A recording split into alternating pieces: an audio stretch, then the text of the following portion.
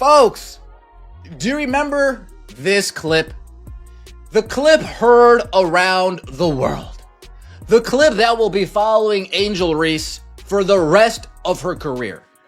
As long as her games don't sell out, as long as her games don't attract a good number of celebrities, as long as her games don't have any type of viewership motion, for lack of better terms, as long as all those three facts remain the same, this clip is going to follow her forever. Have you ever noticed how the most forceful assertions frequently falter when the mildest questions are asked? Request that someone provide concrete evidence to support their audacious assertions. Angel Reese was recently questioned by a Chicago Sky reporter over her audacious remark from the previous season that people watch women's basketball because of Me Too.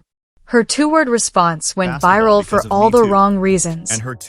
It all started from the national championship game, and I've been dealing with this for 2 years now. And understanding, like, yeah, negative things have probably been said about me, but honestly, I'll take that because look where women's basketball is. People are talking about women's basketball, but you never would think that we'd be talking about women's basketball. People are pulling up to games. We got celebrities coming to games, sold out arenas, like, just because of one single game. And just looking at that, like, I'll take that role. I'll take the bad guy role, and I'll continue to take that on and be that for my teammates. And if I want to be that, and I know I'll go down in history, I'll look back in 20 years and be like, yeah, the reason why we watching women's basketball is not just because of one person. It's because of Me Too, and I want y'all to realize that. Although that awkward moment will soon be revealed, the figures tell the true tale. We'll begin with this funny instance of foot and mouth syndrome as a caution not to write checks you can't cash. Is Reese truly the attraction? Or has she simply been riding Caitlin Clark's coattails all this time? Let's go if you're on Clark's side and leave a comment below that says baby goat over baby giraffe. It's been so long since I've seen this clip, I forgot how arrogant Angel Reese sounded. I forgot how full of herself Angel Reese sounded. I forgot not only how nasty she sounded, the nasty facial expressions coinciding with her answer. You can see it clear as day. It's written on her face. She's disgusted that she's not getting the credit that she deserves. Angel Reese once said, people watch women's basketball because of Me Too. You may recall that. I suppose Angel Reese was the intended recipient of that audacious declaration from the previous year's WNBA season. Reality is coming, which just smashed into reality in spectacular manner. Sorry, young lady. Nobody knows who you are. Nobody would be watching the WNBA. Additionally for you, this is all about Caitlin Clark. Caitlin Clark is bringing the money to the game, the planes to the game, the TV viewership. The WNBA is on fire because of Caitlin Clark. Repositioned herself as a viewer attraction in addition to being a fantastic player during the height of her battle with Caitlin Clark. Reese didn't avoid the limelight following LSU's triumph over Iowa a few years back. She accepted it, claimed it, and basically told everyone that she shared equal responsibility with Clark for the record-breaking viewership. The story she wrote was blatantly obvious. Both were equally necessary for women's basketball. So Angel Reese was asked about this exact statement, and she decided to duck it. Now fast forward to the Chicago Sky's latest news conference to announce the 2025 campaign. Regarding that well-known statement, a reporter asked Reese directly if she still thought that she was the reason why people were watching women's basketball. Last year, you made a powerful statement saying the reason people are watching women's basketball is not just because of one player, but because of you too. A year later, do you feel like you're Next question. Yeah, we'll move on. Thank you. Move on to Zoom. Her response? 2 uncomfortable words that spoke volumes. Next question. The entire room felt the awkwardness. No explanation, no defense, no statistics to back up her previous boast. Just a swift dodge that revealed more than any answer could have. Now, keep in mind, whoever asked this, and there's people clowning the person that asked this, it was her statement going during the basketball season from last year, and the person's asking for her current feelings on said statement, her own statement. She pulled a next question. She ducked that. She duck goose that. right out of existence. She responded with two awkward words that were quite telling. The following query, the uneasiness permeated the entire room. There was no justification, no argument, no data to support her prior arrogance, just a quick sidestep that disclosed more than any response could have. She talked about sold-out arenas. What arenas are selling out that Caitlin Clark isn't playing in? I need to know. I need to know. But the Las Vegas Aces... No, the Las Vegas Aces sell out their season tickets. Tell me somebody who's selling out every damn place they go that's not named Caitlin Clark. Tell me somebody who's attracting celebrities, numerous celebrities everywhere they go, not named Caitlin. Not only was this time awkward, it was also illuminating. Rhee was unable to provide concrete proof to support her statements when they were put in front of her. Furthermore, the numbers absolutely contradict the narrative she attempted to sell us last year. So why would she try? Let's examine the figures. The Chicago Sky only had an average of 8,000 supporters per game at home last year. The Fever in Indiana at Gainbridge Fieldhouse, which can accommodate nearly 17,000 spectators per game, every game was sold out. Her statements from last year, that's from a circus. That was a clown show statement to have made about watching for us and blah, blah, blah, blah, blah. Let's fast forward to this year. Consider Reese's preseason homecoming game against LSU, which could garner a lot of support. This is where she won a championship and established her brand while in college. As a result, just 6,000 supporters attended the Pete Maravich Assembly Center, a venue with a capacity of approximately 13,000 people. Not barely half full for their champion's comeback that isn't precisely a glowing endorsement of her celebrity. We're going to find out very quickly who amongst the Chicago Sky fans are really and truly basketball fans, or are they Angel Reese, the content creator fans?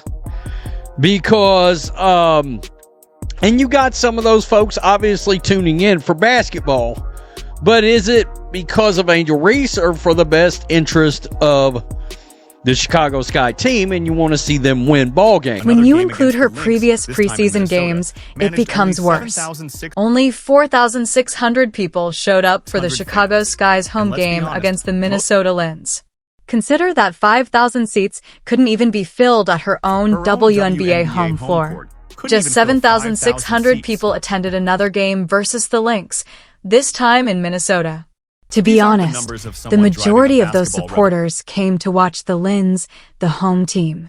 These are the attendance numbers for any ordinary WNBA game, not the numbers of someone spearheading a basketball revolution. Angel Reese's mom taking to X to tweet this after all of the hullabaloo about Caitlin Clark and the high ratings. She says, that certain fan base looking in the stands celebrating attendance, while others are looking up in the rafters celebrating championship banners. We ain't the same. Different year, same haters. Have a great day. Well, all right. It is a different year, and it is the same haters, but I think you're calling yourself out, Mama Reese. The pattern is really obvious. The story that the stands tell during each game is one that Rhee chooses not to discuss. Following the release of the LSU game, Reese's mother attempted to mitigate the damage on social media. And said, next question, so she doesn't want to take responsibility for her own words. The defensive tone says a lot. Attack those who point out facts when you can't win with them. Not only was Reese avoiding an awkward reporter in the subsequent inquiry, but she was also avoiding facing the painful reality of her true effect on attendance. She made a claim that she is unable to support, and the receipts are now due. The numbers are self-evident proof that something doesn't add up, and don't need to be interpreted or spun. And believe me, when we contrast these attendance numbers with what's going on with Caitlin Clark and the Indiana Fever, they will appear even more embarrassing. The unpleasant reality that Reese is unwilling to face is revealed by the attendance figures for her games. There is a huge difference between talking about being a draw and really being one. Angel Reese voluntarily went on a, quote, they're watching for me too, and I want y'all to realize that rant, because she wanted that attention. She created the drama, asking her about her comment as we enter a new season is perfectly normal and not stirring things up. Absolutely. Reese sidesteps inquiries about her influence, but Caitlin Clark doesn't have to speak. For anyone who attempted to compare themselves to her, the stats portray an almost embarrassing image. It's Caitlin Clark mania, and here we go again. 1.3 million people tuned in on Sunday afternoon to see Caitlin Clark return to Iowa as a professional and start raining in three-pointers from ridiculous distances. Recall that during Clark's homecoming game at Carver Haka Arena, all 15,000 seats were sold out in 45 minutes, faster than it takes to watch a quarter of basketball. Individuals weren't merely purchasing tickets. Who could blame them? This wasn't just another basketball game. It was a phenomenon, and they were racing to obtain them as if their lives depended on it. Once again, it's Caitlin Clark mania. On Sunday afternoon, 1.3 million people saw Caitlin Clark make her professional comeback to Iowa and begin making three-pointers from absurd distances. Reese's supporters will contend that her following is restricted to Iowa and Indiana. Let's examine the receipts, then. Not even in the top 10, Clark's jersey became the second best-selling basketball jersey in 2024, only surpassed by the legendary Steph Curry and Reese. The only WNBA player there is Clark. Consider that Caitlin is selling more goods than LeBron James and other NBA veterans with many championships.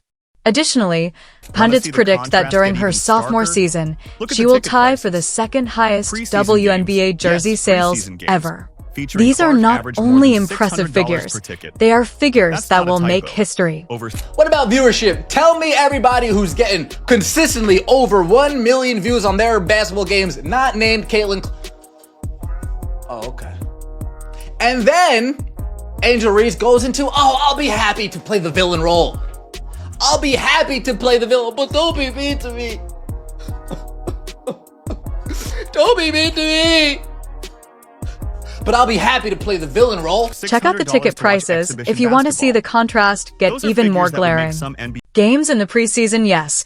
Tickets for preseason games with Clark typically cost over $600. It's not a typo. More than $600 to see a basketball exhibition. Some NBA clubs would be envious of those numbers. Actually, that average is the highest ever noted for a basketball game at any level, including collegiate games for men and women. Clark destroyed records, not simply broke them. Angel Reese, why are we next? This guy set you up perfectly to give an answer of you being full of yourself. I'm so glad you asked that. They are only watching because of me too. They only know that other girl because of me too. They only go to her games instead of my games because of me too. They only watch all of her games instead of watching all of my games because of me too. She's the #1 jersey seller in the WNBA. Why? Because of me too. That's why. Time Magazine Sports, because of me. Everything Caitlin Clark has is because of me. Angel, you could have done that. The effect goes beyond merely filling spaces. In order to meet demand, teams playing the Fever are actually relocating their home games to bigger NBA facilities. Ree and every other player in the league's history have never experienced this. And then there's the influx of stuff. Since the Indiana Fever's Now You Know campaign, which is focused on Clark, sales of every product category have skyrocketed. They even made a t-shirt that says, "Every game is a home game," in the style of a tour. A reference to the fact that Clark attracts people wherever she goes. The marketing doesn't hide what's going on. Everyone Everyone understands why the Fever are now a must-watch franchise. I saw this thread on Twitter. I was shocked by it. I was pleasantly shocked and surprised. I thought it was so cool and so savage. Possibly the most illuminating proof of all this season. 41 of the Fever's 44 games, or 93% of their schedule, will be broadcast nationally. For comparison, the Los Angeles Lakers had 39 games broadcast on national television, which is more coverage than this. Something remarkable occurs when a WNBA team receives more national television exposure than one of the NBA's main teams. Not because TV execs are Clark fans, but rather because audiences pay attention when she performs. This unprecedented amount of coverage is taking place. It's that simple. Networks follow revenue, and revenue follows viewership. The WNBA is also aware of it. For this reason, Clark appears prominently in their most recent ad. They are relying on what is effective.